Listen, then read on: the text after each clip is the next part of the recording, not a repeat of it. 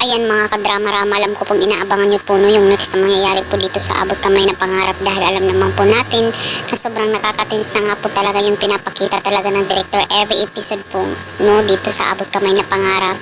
At ngayon alam naman po natin talaga na hanggang ngayon talaga is may ginagawa pa rin talagang hakbang sila Giselle at saka kina RG talaga para malaman talaga nila yung katotohanan, makuha talaga nila yung justice talaga about talaga sa pagkamatay ni Don Pepe no, or ni Lolo Pepe.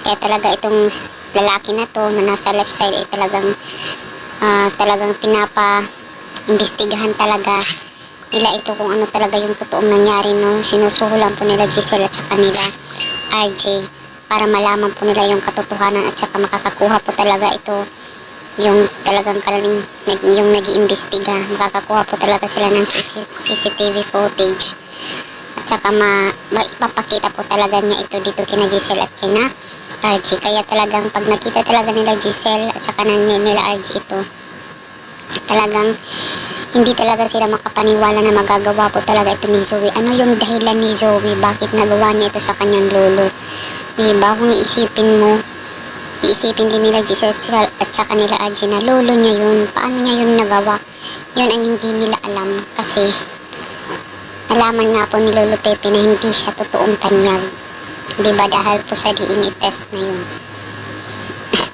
So mga kadrama, alam kong napakahirap po ito kina Giselle at saka kina RJ, pero yun ang katotohanan, kailangan nilang tanggapin.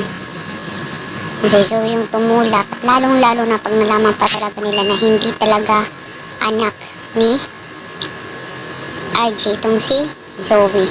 Talagang sobrang malaking bang ito sa kanila.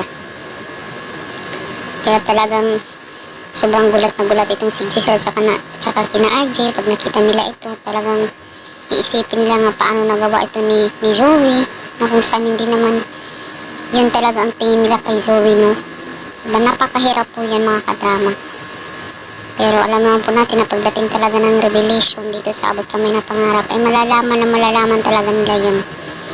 Diba, lalabas ang lahat ng mga baho ng mga karakter, yung mga kontrabida po dito sa Abot Kamay na Pangarap. Kaya talagang inaabangan natin yung mga consequences. Diba, kung gumawa ka ng mabuti talaga yung babalik sa'yo, pero pag gumawa ka ng hindi mabuti ay hindi rin mabuti yung balik sa'yo. So talagang napakahirap talaga mga kadrama. So abang-abang na lang po tayo mga kadrama no. Alam kong yung iba na iinip na rin sa panonood, pero darating din tayo sa point na yun na matatapos din talaga yung Abot Kamay na Pangarap. Kasi sabi pa nga nila, pag may simula, may katapusan. Kaya yun lang mga kadrama, huwag niyo pong kalimutan na i-like, i-share, at saka i-subscribe yung aking channel. Dahil malaking tulong po yan sa akin. Thank you so much. Abang-abang na lang po tayo mga kadrama, mga kaabangers.